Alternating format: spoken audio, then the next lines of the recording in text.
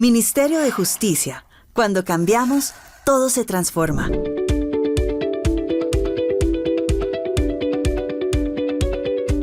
Vamos el día de hoy entonces a retomar el módulo 3, este curso de conciliación extrajudicial administrativa. Recordemos, para entrar un poquito en contexto, que utilizando una metodología cartesiano-deductiva, veníamos trabajando los temas de lo general hacia lo particular. Primero, intentamos de una forma panorámica dar cuenta de un poco esa diferencia que existe entre la conciliación extrajudicial y la conciliación judicial, dentro de un esquema de política de Estado que podía dividirse entre una promoción a la justicia autocompositiva, pero también una promoción hacia la descongestión judicial. Observamos algunos de sus bemoles y diferencias. Posteriormente dirigimos nuestra mirada a través de una especie de foto muy general a cuáles serían los principales cambios que con el advenimiento del Estatuto de Conciliación, Ley 2220 del 2022, se comenzaron a producir en punto de lo que es básicamente esta sistematización de normas en materia de conciliación, y puntualmente, poco a poco dirigimos nuestra mirada a la conciliación extrajudicial administrativa, lo cual de alguna u otra manera nos permitió acercarnos a algunos aspectos principales de su dogmática, diferenciándola de la conciliación, si se quiere, privada, mirando en punto muy particular de este campo de la conciliación, cuáles serían los asuntos conciliables, cuáles serían los asuntos no conciliables, el efecto de la suspensión del término de caducidad del potencial medio de control a utilizar en vía jurisdiccional cuando se ha radicado la solicitud de conciliación. Observamos este aumento en las atribuciones que tiene ese sujeto cualificado conciliador llamado agente del Ministerio Público, procurador judicial, en donde pues claramente aquí se hacen visibles un aumento en esas potestas de dirección, lo cual pues genera observamos esa discusión en el cambio de la nomoárquica que inspira el ejercicio del conciliador / procurador judicial, donde más que la neutralidad lo inspira la imparcialidad y la objetividad.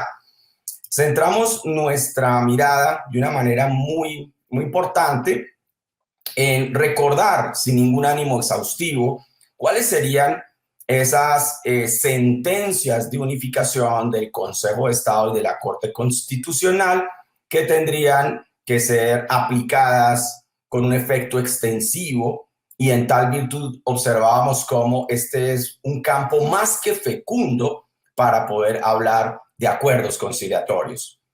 Flaco servicio se le prestaría a la arquitectura propuesta en el Código de Procedimiento de Contencioso Administrativo y muy promovida también a través del precedente de tener que llegar a la contención cuando ya existen reglas ratio decidendi vertidas en sentencias de unificación que nos indican con prístina claridad cuáles serían los derechos que deben ser reconocidos y bajo qué términos. Ergo, se haría absolutamente inane el intento de la contención cuando existen esta clase ya de sentencias. Y eso haría que claramente tuviésemos que aplicarles bajo los efectos de extensión. Entonces recordábamos un poco cuáles son esas sentencias de unificación bajo básicamente la regulación que trae el CEPACA en sus artículos 10, 102, 269, 270, parágrafo el 303, y miramos las especiaciones de esta clase de sentencias, pero también bajo el cobijo del precedente constitucional puntualmente, reglas sentadas a través de la sentencia C634 del 2011, debemos entender que no solamente son aplicables de manera directa y bajo efectos de extensión las sentencias de unificación del Consejo de Estado, sino también las de la Corte Constitucional. Entonces, de igual manera, digamos, con una vista profundamente paneada, lo que hicimos fue revisar un poco cuáles serían esas sentencias de la Corte Constitucional que tendrían este mérito o virtud de extensión. Y habíamos dejado en ciernes, para iniciar ya este módulo 3, puntualmente el repaso sobre cuáles serían los requisitos que tiene la solicitud de conciliación. Nótese algo muy interesante, y es que, si bien es cierto, este es un procedimiento que puntualmente en su objetivo principal procura la búsqueda de acuerdos para lograr una justicia autocompositiva y evitar la contención, no es menos cierto que en paralelo tiene como un propósito subsidiario. Le veíamos en el módulo anterior, que es el agotamiento de un requisito de procedibilidad para poder llegar a la demanda administrativa, tal como lo prevé el numeral segundo del artículo 161 de CEPAC. Dicho esto, resulta por lo menos llamativo, como si comparamos nosotros cuáles y cuántos son los requisitos de la demanda administrativa, que son básicamente 8, si se quiere. Los requisitos de la solicitud de conciliación son 16, es decir, existe el doble de requisitos en la solicitud de conciliación que los que tiene la demanda administrativa. Y esto es muy importante llegar a su entendimiento, porque ayer relevábamos la enorme importancia de cumplir con estos requisitos de procedibilidad, porque si no, la consecuencia natural es que se nos cierren las puertas de la jurisdicción. Entonces, vamos a mirarle también de una manera bastante panorámica cuáles serían esos requisitos que debe cumplir la solicitud de conciliación, que, adelantando un poco, siempre se venía discutiendo sobre si esa solicitud de conciliación es un calco, un copy-paste de lo que debería ser la estructura de la demanda. Y si bien es cierto, el Consejo de Estado, ahí ustedes pueden observar en el slide una referencia de una sentencia, en mi opinión, supremamente esclarecedora al respecto, emanada de la sección quinta del Honorable Consejo de Estado. Se señala que, si bien es cierto, no se exige que sea un copy-paste entre la solicitud de conciliación y la demanda, no es menos cierto que debe guardar identidad fáctica, identidad en la causa petendi e identidad paritaria de partes. ¿Qué significa eso? Pues que usted no me vaya a cambiar los hechos, no me vaya a cambiar axialmente las pretensiones y no me vaya a cambiar las partes, ¿cierto? Porque si no, entenderemos que nunca se satisfizo ese requisito de procedibilidad y en tal virtud se llegará al rechazo indímine en la demanda en la jurisdicción. Lo cual no es óbice para entender que pueden existir hechos, pueden existir elementos probatorios, pueden existir nuevas pretensiones sobrevinientes. ¿Qué significa esa expresión sobreviniente? Que cuando yo tamicé por este procedimiento especial administrativo de conciliación el caso a través de la solicitud y se desató de manera correcta hasta su culmen, posterior a ello surgieron nuevos hechos. Baby, gracias, penses cuando muchas de las veces, y nos pasa bastante seguido, que se hace una solicitud de conciliación en tratándose de la fórmula conciliatoria a partir de los derivados económicos de un acto administrativo ficto o presunto. Entenderemos todos el que nace a partir del silencio administrativo. Y el procedimiento se centró básicamente a través del petitum de estar deprecado ese acto ficto. Pero una vez se expide la certificación, la administración contesta. No nos interesa en este momento revisar si eso resultaría en punto de validez correcto o incorrecto, pero la administración contesta de manera puntual, de manera expresa. Ergo, ese es un nuevo hecho que tendrá que adjuntarse en la demanda, pero que claramente pues no se pudo ventilar en la solicitud de conciliación prejudicial en la medida en que no había existido en ese momento. Entonces yo sí puedo agregar nuevos hechos, pretensiones, elementos probatorios, pero debo claramente demostrar que se tratan de sobrevinientes, que tiene la calidad de sobrevinientes. Ok, entonces volvamos a los requisitos. La designación del funcionario a quien se dirige. Habíamos nosotros señalado el día de ayer que la ley establece que esta competencia estará en cabeza de los agentes del Ministerio Público y que en una distribución orgánica al interior de la Procuraduría General de la Nación, en principio y como eje nuclear, esta competencia está en cabeza de los procuradores 1 y 2, ¿cierto? Entonces se dirigirá esa solicitud a los procuradores judiciales reparto del circuito correspondiente.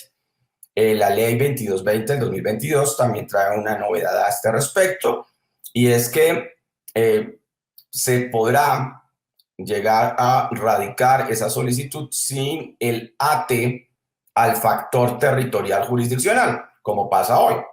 Pero esto requerirá de una reglamentación expedida por la Procuraduría General de la Nación, que a hoy, 3 de octubre del 2023, no se ha expedido, pero que esperaremos que en el corto o mediano plazo se realice, y en esa medida entonces hablaremos de una competencia, permítame la expresión, abierta, en la medida que ya no estará atada, como se ha señalado, al factor de ATE territorial, que sí tendría básicamente ese eje paritario con la actividad de la jurisdicción.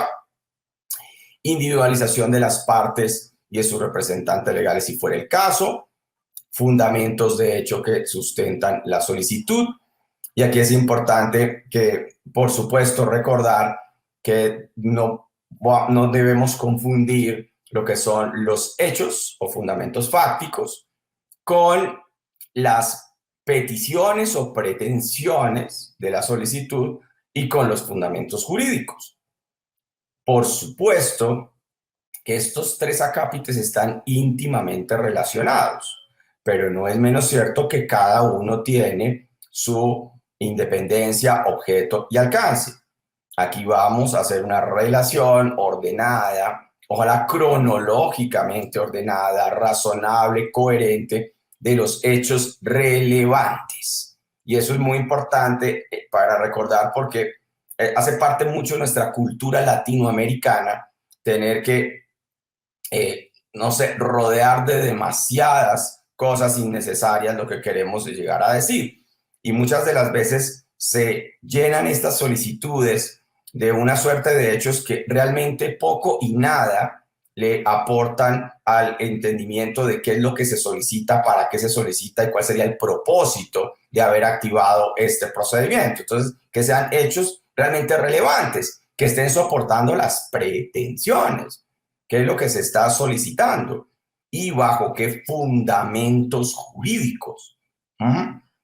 Entendemos todos, por supuesto, que el mismo Estatuto de Conciliación nos habla de la existencia de una conciliación en equidad, y esa conciliación en equidad se da no por oposición a la conciliación en derecho, cuyo trámite, consecución y resultas debe ser siempre vehiculada a través de la aplicación del ordenamiento jurídico. La conciliación en equidad, si bien es cierto, también tiene un marco reglamentario, no es menos cierto que aquí se abreva puntualmente, es básicamente de las costumbres, de la sana crítica, de las reglas de la lógica, de la ciencia, de la experiencia, para poder intentar dilucidar cuáles serían los caminos para la resolución del conflicto. Pero la conciliación extrajudicial administrativa es una conciliación en derecho. Por eso, el aspecto central, sustantivo del desate del procedimiento, de su dogmática, de sus resultas, tiene que ser siempre conforme a las reglas propias establecidas a través del principio de legalidad. Entonces, aquí tenemos que dar unos fundamentos jurídicos. Muy importante este acápite de fundamentos jurídicos, protagonista este acápite cuando vamos a hablar de, por ejemplo, el petitum de extensión de efectos de las sentencias de unificación, porque claramente aquí lo que tenemos es que relacionar en los fundamentos jurídicos cuáles serían esas sentencias de unificación, cuáles serían esas reglas ratio decidendi que conforman el precedente aplicable y por qué estas son compatibles con el caso concreto. ¿Sí? Mire, muchas de las veces, y esto no solo pasa en la solicitud de conciliación, sino con mucha desfortuna, también pasa y es muy recurrente en el ejercicio ya propio de la actividad jurisdiccional, que cuando se habla de los fundamentos de derecho solamente por salir del paso, por cumplir un check en los requisitos, se relacionan es una serie de normas. Entonces, fundamentos de derecho, la Constitución Política, el CEPACA y la Ley 2220. Pues, si estamos hablando del check, pues sí, el abogado relaciona unos fundamentos de derecho, pero ese no es el sentir claramente de este acápite. No es poner unas normas cualquiera solo para cumplir un requisito, sino realmente eso es darle la plataforma jurídica del sustento de las pretensiones. Entonces aquí es donde podemos relacionar los apartados constitucionales, legales, reglamentarios, sobre todo jurisprudenciales que son tan orientadores en punto de la materia. Pretensiones que el convocante formularía en una eventual demanda, y esto es nuevo, y la fórmula de conciliación extrajudicial que propone, ¿sí? Esto refuerza, y qué pena a veces recaer un poquito en la insistencia o redundancia, pero es que a mí me parece vital. Esto refuerza cuál es el objetivo central del procedimiento. El objetivo central no es ni puede ser simplemente agotar un requisito para poder demandar. No se estaría realmente prestándole ningún servicio importante a la Administración de Justicia si este fuera el objetivo. Esto será una consecuencia derivada, pero el objetivo central es intentar resolver los conflictos y evitar la contención. Es lograr a través de un acercamiento, si se quiere, menos formal que en el ámbito jurisdiccional de las partes, para que con una importante dirección del procurador judicial se puedan explorar algunos caminos tendientes a lograr, así sean, acuerdos parciales, que por supuesto se den conforme a ordenamiento jurídico, que no haya una inobservancia o soslaye de derechos y que también sean piadosos con la protección al patrimonio público y evitar tener que llegar a la contención, porque eso no le sirve a ninguna de las dos partes ni le sirve al diseño institucional de justicia en sí mismo. Entonces acá no es solamente decir, oiga, ¿cuáles serían las pretensiones que yo formularía eventualmente en la demanda? Sino proponer una fórmula conciliatoria para, digamos, ahí estarían atados las dos pretensiones, pero la principal es intentar utilizar este procedimiento como una gestión de justicia autocompositiva. Ya si fracasa, ya si no es posible, plan B, sí la contención. Entonces, acá se reúnen en este requisito número quinto como esas dos grandes pretensiones de procedimiento. La estimación razonada de la cuantía cuando existe ese quantum petitorio. Me explico en cristiano. Con las normas anteriores que ayer mencionábamos, que regulaban la materia, se señalaba que lo conciliable era necesariamente un derecho subjetivo particular de contenido económico. Y ese contenido económico nos llevaba pues claramente a que siempre las pretensiones que podían llegarse a ventilar tenían necesariamente que ser monetariamente cuantificadas. Pero ahora con este cambio muy interesante que trae el nuevo estatuto, del cambio de qué es lo conciliable, recordemos, es conciliable todos los asuntos que se puedan ventilar en la jurisdicción de lo contencioso, siempre y cuando no esté expresamente prohibido por la ley. Entonces yo puedo llegar a conciliar cosas que no necesariamente tengan un contenido monetario económico, verbigracia. ¿Cuántas de las veces no lo hemos vivido en casos particulares en la oficina? Lo que pretende el convocante es simplemente que le pidan disculpas. En estos casos, por ejemplo, de reparación, uno siempre tiene en la mente que toda actividad de ruego jurisdiccional o administrativo lo que se pretende es dinero. Y pues en muchos casos sí. Y eso es una forma legítima de intentar resarcir unos perjuicios, por supuesto. Pero existen muchos casos en los cuales el convocante no pretende dinero, no pretende una suma líquida. Lo que quiere es un resarcimiento o un restablecimiento simbólico, por ejemplo, a través de un acto público de perdón o una gestión simbólica, alguna insignia, alguna placa, y esto lo hemos visto mucho en temas de reparación directa. Entonces, este tema de la estimación razonada de la cuantía hay que verlo, por supuesto, en punto de las pretensiones que serían monetizables. Y es importante también porque esto ya comenzaría a dilucidar los caminos de la competencia jurisdiccional. No la competencia al interior de la Procuraduría, porque aquí no hay una diferencia entre las competencias de conciliación que tienen los procuradores 1 con los procuradores judiciales 2. Ambos básicamente conocen en punto de conciliación de los mismos casos, ¿sí? Con alguna salvedad muy orgánica muy puntual, pero en la avasalladora mayoría de los eventos se va a conocer de manera conjunta sobre los mismos casos, sin importar en este caso el quantum. En ocasiones el quantum de forma residual orgánica sí es importante. Entonces vamos a hacer esa estimación razonada, y razonada significa justificada. No es sencillamente decir, mire, yo lo estimo que el quantum de mis pretensiones son 500 millones de pesos.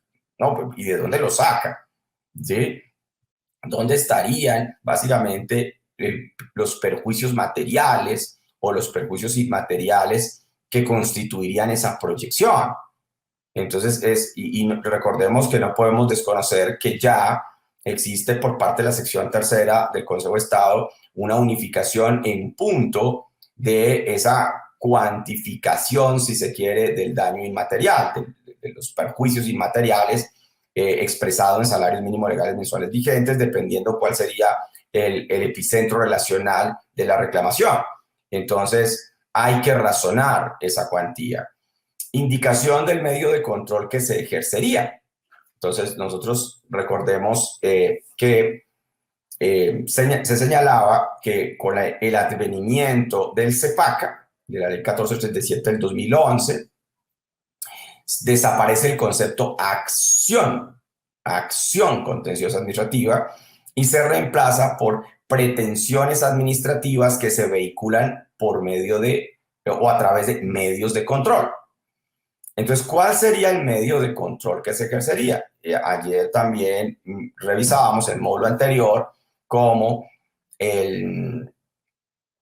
cuando yo voy a pretender nulidad, restablecimiento del derecho, controversias contractuales y reparación directa, es obligatorio, como para agotamiento del requisito de procedibilidad, agotar el procedimiento de conciliación prejudicial administrativa. Para los demás, salvo que la ley los prohíba, será facultativo. No es que sea una prohibición de uso. Verbigracia muchas de las veces se utiliza en los medios de control para protección de intereses colectivos a través de lo que llamábamos constitucionalmente como las acciones de grupo. Pues porque aquí sí hay una reclamación dineraria directa. Y muchas de las veces pues se propone el agotamiento, no porque sea obligatorio, ¿sí? Pero pues se puede. De igual manera, también le comentábamos, cuando, por ejemplo, yo voy a pretender controversias contractuales, pero la jurisdicción y la competencia no estaría en cabeza de los, comillas, jueces administrativos ordinarios, sino que estarían en cabeza de la justicia arbitral, porque el contrato estatal tiene pacto arbitral, ya sea porque existe compromiso o puntualmente porque el contrato implica cláusula compromisoria. Entonces, los potenciales conflictos generados a partir de la ejecución del objeto contractual no serán dirimidos por los jueces administrativos, sino serán dirimidos por el Tribunal de Arbitramiento. En estos eventos no es obligatorio el agotamiento del procedimiento conciliatorio, lo cual no significa que facultativamente no pueda llegar a operar. También es importante recordar que con este diseño del Código de Procedimiento y de lo Contencioso Administrativo, también podemos acumular pretensiones, que claramente esto también tendría que ver con, desde el punto de vista procesal, con la acumulación de medios de control. Verbigracia, yo puedo acumular pretensiones de nulidad, restablecimiento del derecho con pretensiones de controversias contractuales. Yo pudiera llegar a acumular pretensiones de controversias con pretensiones de reparación directa. Puedo llegar a acumular pretensiones de reparación directa con nulidad de establecimiento, o las tres, siempre y cuando respetemos las reglas de la acumulación, que antes las abrevábamos del Estatuto Civil, ¿cierto? El Código de Procedimiento Civil o el CGP, pero ahora claramente ya tenemos regulación especial sobre la materia en el CEPACA, pero son las mismas 4 reglas para la acumulación de pretensiones, que el juez pueda conocer de todas ellas, que se puedan vehicular a través del mismo trámite, que no haya caducado alguna de ellas, que no se excluyan entre sí, salvo que se propongan como principales y subsidiarias, ¿cierto? En estos eventos se pudiese hacer esa acumulación de pretensiones y desde la misma solicitud de conciliación ya se comienza a visorar cuál sería el camino procesal de esta acumulación en el quantum de pretensiones. La relación de las pruebas que se acompañan y de las que se harían valer en el proceso. Bueno, aquí hay una especie de hierro dogmático, porque como sostendría el gran maestro Gustavo Zagrebelsky, una prueba solo es prueba cuando la autoridad, llámese administrativa o judicial, diga que es prueba. ¿Sí?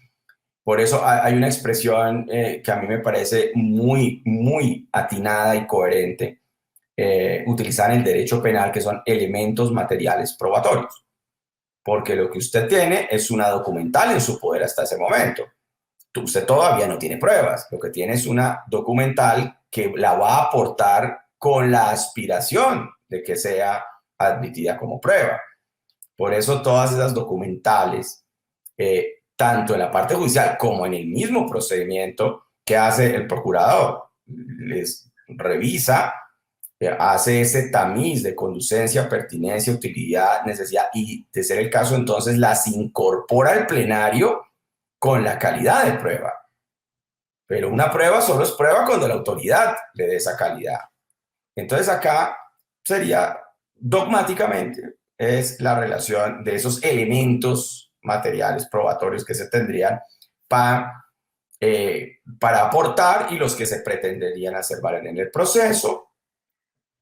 La demostración del agotamiento del procedimiento administrativo y los recursos que fueren obligatorios cuando ello fuera necesario. Entonces, ayer también en el módulo anterior le hacíamos mención, ¿no? Que no se puede, porque sería un asunto no conciliable, que se quiera llegar a deprecar actos administrativos de contenido particular que todavía no estén en firme, que todavía no hayan agotado la contradicción administrativa. Ayer le mencionábamos, entonces acá se vuelve a reiterar como requisito de la solicitud de conciliación. Demuéstreme que ya se agotó el procedimiento administrativo en punto no solamente del agotamiento base, sino además del uso de recursos que eventualmente fueran obligatorios. Ya mencionábamos cómo en el procedimiento general común u ordinario el único recurso obligatorio para agotar procedibilidad es la apelación. Ello, por favor, no significa que de manera general solo es la apelación el único recurso que haya que agotar. Es en el procedimiento general común ordinario, pero habrá procedimientos especiales donde tienen recursos especiales que son obligatorios para agotar procedibilidad. Verbigracia, y a título ilustrativo de ejemplo, el recurso de reconsideración en el procedimiento tributario. Es obligatorio para agotar procedibilidad. Entonces hay que hacer esta demostración. La manifestación bajo la gravedad del juramento de no haber presentado demandas o solicitudes de conciliación con base en los mismos hechos y pretensiones. esto no es solamente una suerte de requisito formal, sino que esto también puede tener incidencia en la compulsa de copias disciplinarias. Recordemos, como lo señalábamos en el módulo anterior, que la postulación en materia de conciliación extrajudicial administrativa se hace obligatoriamente a través de apoderado judicial y que ese apoderado debe ser un abogado debidamente inscrito y en ejercicio. Luego que esta manifestación no es un tema baladí. Esto también hace parte, por favor, de la bona fides, de la buena fe y la lealtad procesal que siempre debe acompañar el actuar del profesional del derecho. Y llegar a presentar dos o más solicitudes o demandas que versen sobre los mismos de pretensiones y jurar no haberlo hecho, eso está atentando directamente contra estos dos grandes principios de la probidad procesal, como es la buena fe y la lealtad. Y atentar contra ellos puede eventualmente llegar a configurar falta disciplinaria y, ¿por qué no depende de su gravedad, hasta estar en los límites de la conducta punible? Entonces, esto es importante y los abogados tienen que ejercer el derecho con profunda responsabilidad y lealtad. Indicación del canal digital, esto es nuevo, en donde se surtan las comunicaciones el número telefónico de contacto. Recordemos que por avasalladora regla general, el procedimiento desde la misma radicación de la solicitud se hará a través de medios electrónicos. Entonces es importante que se suministre cuál sería digamos, el canal digital a través del cual se va a realizar las debidas comunicaciones en el procedimiento y además el número telefónico de contacto. Recordemos cuántas de las veces no nos ha tocado en audiencia cuando se pierde parcialmente la conexión directa que tenemos a través de la plataforma originaria, tener que recurrir a un puente que se hace a través del móvil, del uso del celular. Entonces es importante siempre contar con todos los medios mayormente posibles para hacer perfectible este ejercicio de la e-administración y de la e-justicia. Decía Thomas Kuhn que todos somos hijos de nuestro tiempo y que hay que saber adecuarnos a los nuevos paradigmas. Y claramente el paradigma tecnológico en esta era pues es insoslayable. Ergo, debemos cada vez más pues hacer un poquito más perfectible cómo podemos nosotros comunicarnos a través de estas nuevas tecnologías. Constancia de que a la convocada le fue enviada copia íntegra de la petición de convocatoria de conciliación al buzón electrónico de notificaciones judiciales. Recordemos que en el CEPACA el uso de las TICs es obligatorio para la administración. Será en muchos de los casos potestativos para el administrado, por eso muchas de las veces se señala que se requiere el consentimiento expreso del ciudadano para poder comunicarse con él a través de estos medios.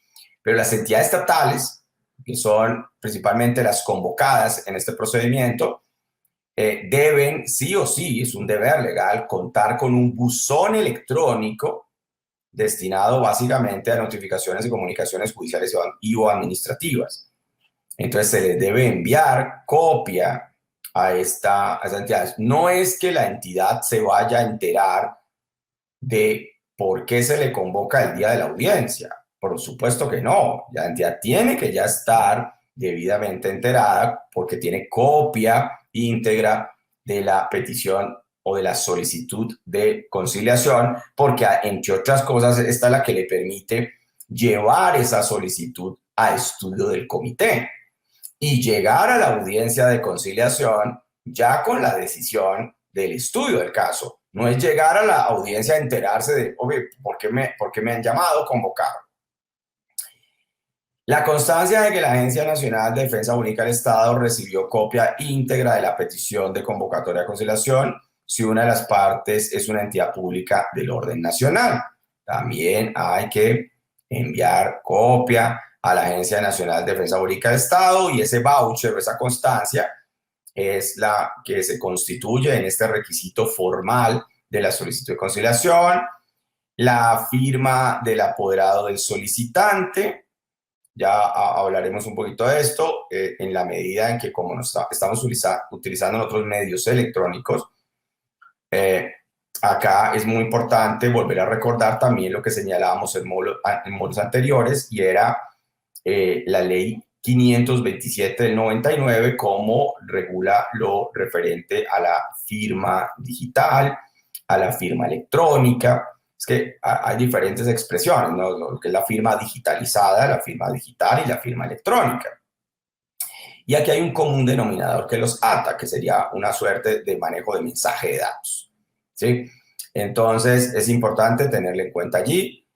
El certificado de la existencia de representación legal de las partes cuando los intervenientes son personas naturales o jurídicas de derecho privado y están obligadas al mismo de acuerdo con su actividad. Y esto quería, digamos, colocarlo en convergencia con el requisito 14. Se debe, como un último requisito formal de la solicitud, allegar poder para actuar, porque sabemos que la postulación se hace a través de apoderamiento judicial. Entonces se requiere ese contrato civil de mandato al cual le llamamos generalmente el poder. Y este requisito del artículo 16 lo debemos generar concordancia. Le debemos hacer una interpretación armónica con el artículo 100 cuando se señala que el poder podrá aportarse física o electrónicamente.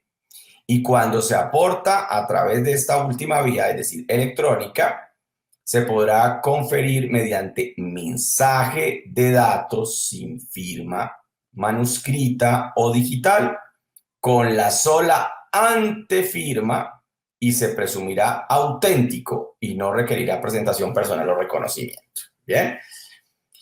Entonces, aquí es muy importante, además de lo que ya habíamos señalado en módulos anteriores, recordar cómo la misma Corte Constitucional, aunque ahí hubo una especie como de bemoles de contradicción con la Corte Suprema de Justicia de la Casación Civil en la materia, y es como podemos llegar, por ejemplo, a aportar elementos materiales probatorios y o anexos administrativos judiciales a través del WhatsApp, ¿sí? Entonces, para no adentrarme en toda esa polémica jurisprudencial que se ha dado en punto, pues la tesis mayoritaria relevante que esgrime actualmente la Corte Constitucional es que lo prolijo, lo conveniente, no es de ninguna forma que usted tome un screenshot, una captura del mensaje WhatsApp, ¿sí? Porque ustedes pueden estar otorgando poder a través de un mensaje de datos por medio del WhatsApp. Entonces, usted es que toma una captura, la imprime, la escanea y la remite. Claramente, ese sería un documento. Claramente, si no es tachado de falso ni desconocido, pues tendrá el valor y mérito probatorio que tendrá un documento. Pero recordemos que con dos posturas de la Corte Constitucional, una emanada del despacho del magistrado Linares Cantillo y otro de la magistrada Cristina Pardo Lessinger, se ponía en una suerte de duda el mérito sustantivo probatorio, porque se le está cambiando el origen, ¿sí? Y aquí entonces habría por lo menos una zona gris en punto de cuál sería la equivalencia funcional de ese documento. Entonces, lo que debe hacerse de una manera más eficiente, correcta, prolija, no es imprimir el mensaje, sino reenviar, exportar el mensaje de datos directamente al buzón electrónico del despacho administrativo judicial. Es decir, por ejemplo, yo lo hago en las audiencias en las cuales me señala una de las partes que le van a dar poder que se le va a dar poder a su abogado en audiencia, lo cual no riñe porque puede ser que haya, por ejemplo, un cambio de abogado, que no fue el mismo que radicó la solicitud, sino que va a haber un cambio de abogado y ese cambio de abogado va a ser en audiencia y le va a dar poder en audiencia. Amén y al margen que la misma grabación, que el mismo video ya es un documento, ¿sí? Y hay una expresión de voluntad y la cosa. Muchas de las veces a mí me remiten, me exportan la hilación de los mensajes WhatsApp al buzón electrónico del despacho directamente, sin impresiones, sin escaneadas, no, un exporte directo.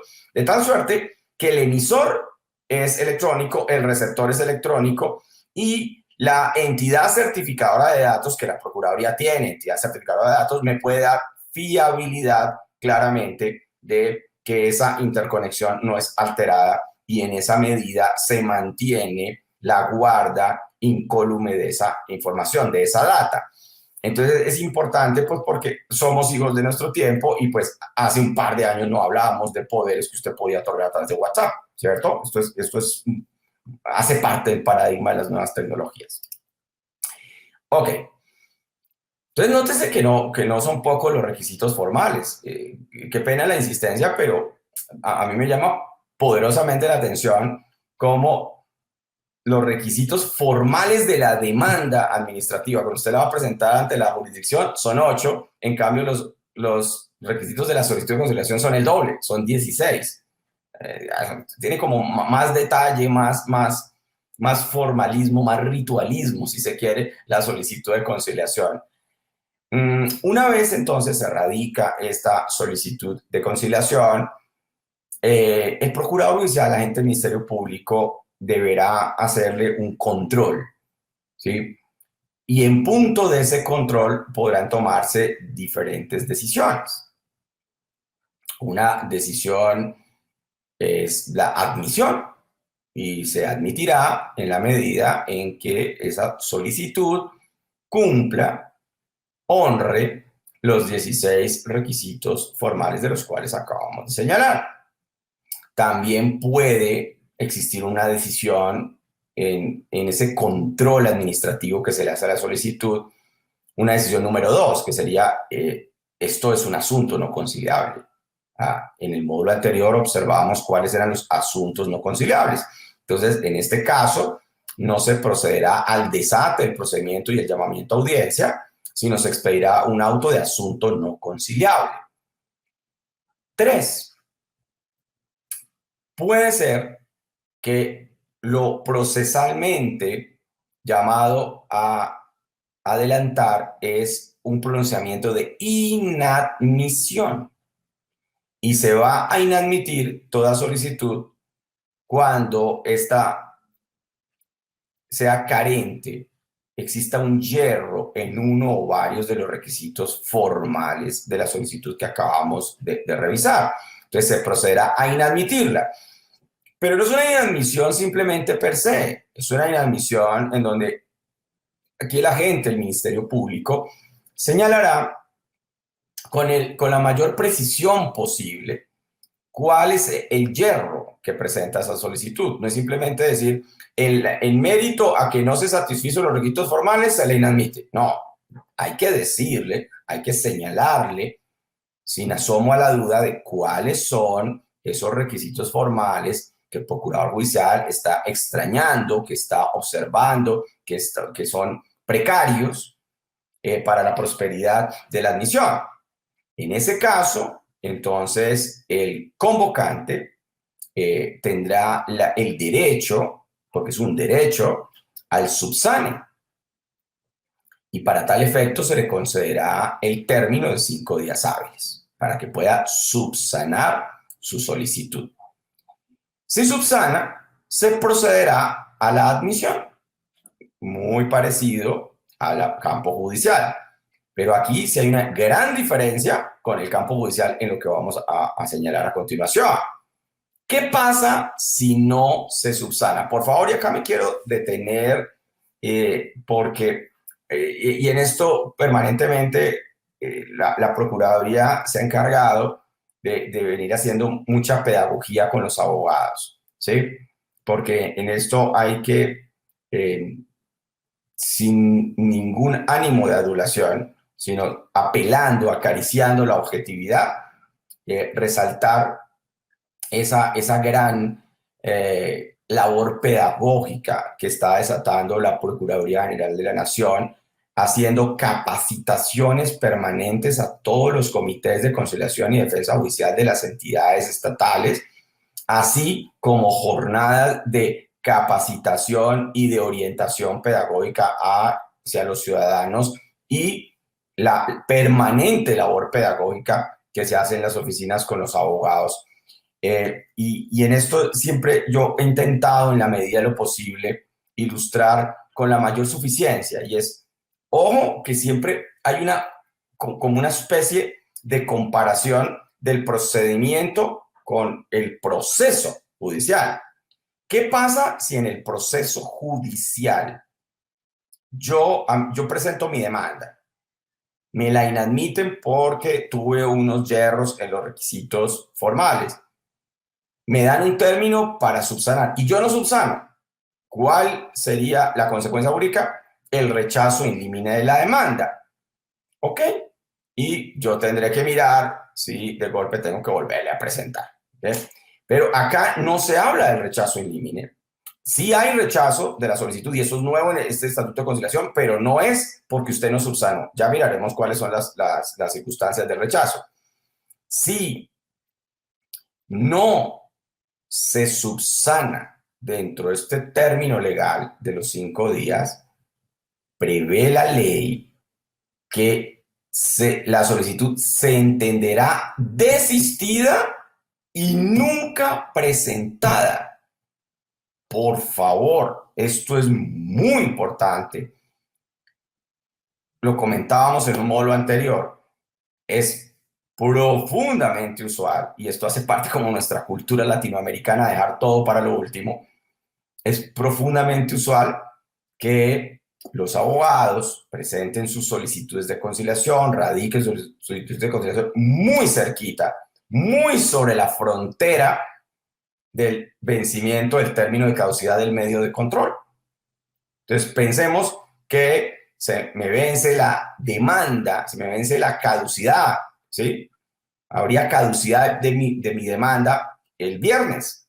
Entonces, yo estoy radicando hoy la solicitud de conciliación, hoy martes. Y entonces yo estoy tranquilo. Digo, bueno, ya radiqué la solicitud y como radiqué la solicitud, se suspende el término de caducidad. Entonces yo como abogado estaría diciendo, oye, ojalá esto lo conciliemos. Aquí voy preparando mis argumentos para la audiencia, que ojalá esto se pueda conciliar la cosa, pero también debo tener un plan B. Y el plan B es, bueno, y si no se llegara a conciliar, entonces pues me toca presentar la demanda.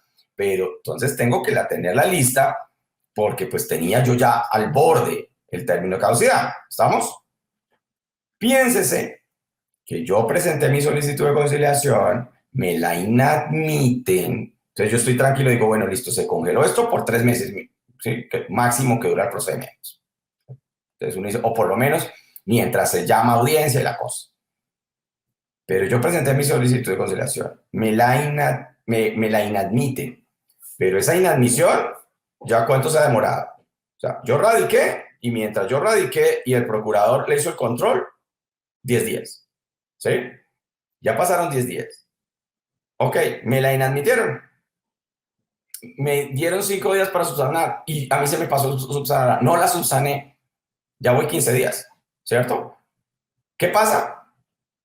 Que se entenderá desistida y nunca presentada. Y si nunca se presentó, pues nunca se suspendió el término de caducidad. Yo ya no puedo ir a demandar. Porque si voy a demandar ante la jurisdicción, lo que me van a decir es caducidad del medio de control. ¿Sí? ¿Por qué razón? Porque yo dejé pasar el término. Entonces, ojo con no subsanar, porque se entiende desistida y nunca presentada. Pregunta, ¿y yo puedo volver a radicar? Pues sí, siempre y cuando no haya caducidad del medio de control.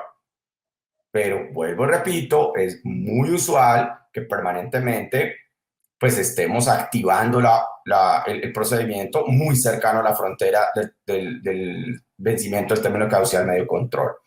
Entonces, eso hay que tenerlo muy de presente.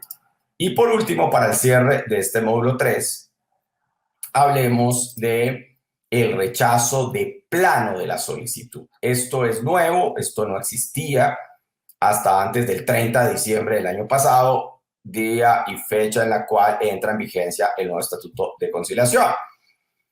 Y nos trae básicamente dos o tres circunstancias, bueno, vienen dos numerales, pero uno pudiera hacer una lectura separable de tres circunstancias bajo las cuales puede haber rechazo in limine o de plano a la solicitud. Se nos señala en el numeral primero que cuando se haya admitido la demanda formulada con base en los mismos hechos y pretensiones en la jurisdicción. Me explico, por favor. Esto también hace parte de la pedagogía permanente que hay que hacer tanto a entidades estatales como a los abogados litigantes. Y es, mire, había una mala praxis que se presentaba antes y era la siguiente. Yo como abogado litigante que voy a demandar al distrito de Bogotá, voy a demandar al Estado en reparación directa, por ejemplo, interponía mi demanda. Yo sé que tengo que primero haber agotado la conciliación, pero, comillas, se iban ganando tiempo. Entonces, lo que hacían era presentar de una vez la demanda, porque esto es un tema de timing, es un tema de tiempos. Y era, yo sé que se me va a demorar el Tribunal de Cundinamarca en admitirme la demanda o en hacerle control a mi demanda por ahí unos 6 meses u 8 meses. Bien, entonces yo presento mi demanda, listo, ya quedó radicada, y después de que presente la demanda, ahora sí presento la solicitud de conciliación.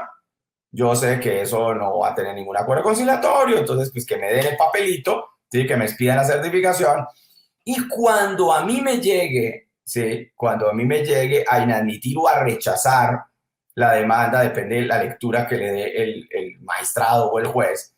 En este caso, estaba poniendo el ejemplo en el tribunal, entonces el magistrado oponente, entonces yo le repongo y le anexo el certificado de conciliación. ¿Por qué me va a rechazar la demanda o inadmitir? En algunos casos no sé por qué optan por la inadmisión si debería ser rechazo. Porque el procesamiento de inadmisión y o rechazo, que debería ser rechazo, y es pues por la no satisfacción del requisito de procedibilidad de conciliación. Es reparación directa, se requería. Y si usted no lleva a satisfacción los requisitos de procedibilidad, rechazo de la demanda. Pero, pues, ese es un auto que usted puede recurrir. Entonces los abogados cogían y lo recurrían y le decían, no, mire, ya la agoté, se la anexo. Claro, pero lo agotó después de que usted interpuso la demanda. Pues ahí no había, ahí no, digamos, no existía un argumento legal para que el magistrado en este caso no diga, no, pues sí, la norma, aunque se puede inferir de su telos, que debería ser anterior, acá lo que se interpretaba a veces bajo el respeto y prevalencia, los principios pro actione, pro homine, pro damato, era, pues en última se satisfizo el requisito, que era haber intentado la conciliación. Pero fíjense que acá que nos está diciendo ahora la ley 2220 del 2022, nos está señalando que si yo ya interpuse mi demanda ante la jurisdicción y ahora voy a agotar la procedibilidad, el requisito de procedibilidad de conciliación, me van a rechazar de plano la solicitud. Claramente, ¿cuándo se da cuenta el procurador de esto? Es porque la entidad estatal convocada se lo hace saber. ¿Sí? Porque pues obviamente para el procurador va a ser muy, muy difícil constatar que claramente usted no ha presentado demanda sobre los mismos hechos. De hecho, es un requisito formal, como lo veíamos, era la manifestación bajo juramento, que no lo ha hecho. ¿Sí? Pero acá, como se le envía copia de la solicitud a la entidad convocada, pues la entidad convocada en el comité de conciliación hará el estudio y dice, venga, discúlpeme, ¿cuál procedimiento de conciliación si ya nos demandaron? ¿Sí? Entonces, claramente esto hay que revisarle porque vuelve al mismo punto. Esto es un tema también un poquito que raya en la deslealtad procesal. En los eventos en donde exista pacto arbitral, el rechazo procederá cuando haya asumido competencia por los árbitros en la primera audiencia de trámite. Recordemos que cuando se van a vehicular los ruegos jurisdiccionales a través de la justicia arbitral, no es obligatorio desatar el procedimiento de conciliación. Pero que no sea obligatorio no significa que no pueda yo intentarle, que no sea facultativo. Pero yo podré adelantar este loable intento siempre y cuando yo no haya presentado ya la demanda, pero no solamente he presentado la demanda arbitral, sino que esa demanda arbitral ya se encuentra en el estadio procesal de la asunción material de competencias por parte del tribunal y citación a primera audiencia de trámite. Ahí entonces no habría lugar. Pues ¿por qué? Pues porque claramente la conciliación o la posibilidad conciliatoria se dará dentro del trámite arbitral y no aquí, ya no sería próspero el intento de la resolución del conflicto a través del procedimiento de conciliación extrajudicial. Y el otro aspecto o circunstancia que generaría rechazo in limine de la solicitud es cuando por los mismos hechos y pretensiones se haya tramitado previamente el procedimiento de conciliación extrajudicial. Es decir, yo ya había tramitado el procedimiento y habíamos llegado, por ejemplo, a una audiencia fallida por falta de ánimo conciliatorio y se expidió la certificación. ¿Listo? No obstante, la pregunta es, ¿y yo podría eventualmente volverla a presentar? Ya habiéndose tramitado el procedimiento. La respuesta, regla general, es no, porque si usted le vuelve a tramitar, ya habiéndose tramitado el procedimiento, no cuando existía, por ejemplo, un tema de usted no subsanó, entonces se entendió, desistía y nunca presentaba. No. Es cuando se tramitó el procedimiento, se tramitó la audiencia, la cosa, y se llegó hasta declaratoria fallida. Entonces no, porque eso sería una causal de rechazo de plano, excepto si la solicitud de conciliación es presentada de común acuerdo por ambas partes. Puede ser que en algún momentum hubo una disconformidad entre los intereses de las partes que llevó a una declaratoria fallida, a una imposibilidad de solventar las diferencias a través del acuerdo conciliatorio. Pero puede ser que a posteriori ya hubo un acuerdo. Sobre todo pasa mucho a veces con los cambios de administración. ¿Sí? Entonces, si la solicitud la presenta de forma conjunta a las partes, es posible, obviamente, por favor, volvemos sobre el punto, que no esté caduco el potencial medio de control jurisdiccional, porque si no sería un asunto no conciliable per se. Bien, entonces hasta aquí vamos a dejar nuestro módulo 3, quedándonos al pendiente el desarrollo propio de la audiencia y algunas vicisitudes procesales en punto de la asunción de acuerdos parciales o de acuerdos totales y el visado jurisdiccional que debe darse. Entonces, cerramos nuestro módulo 3 y nos quedaría pendiente ya el último módulo, que sería el módulo de cierre o módulo número 4. A todos ustedes, mil gracias por su atención.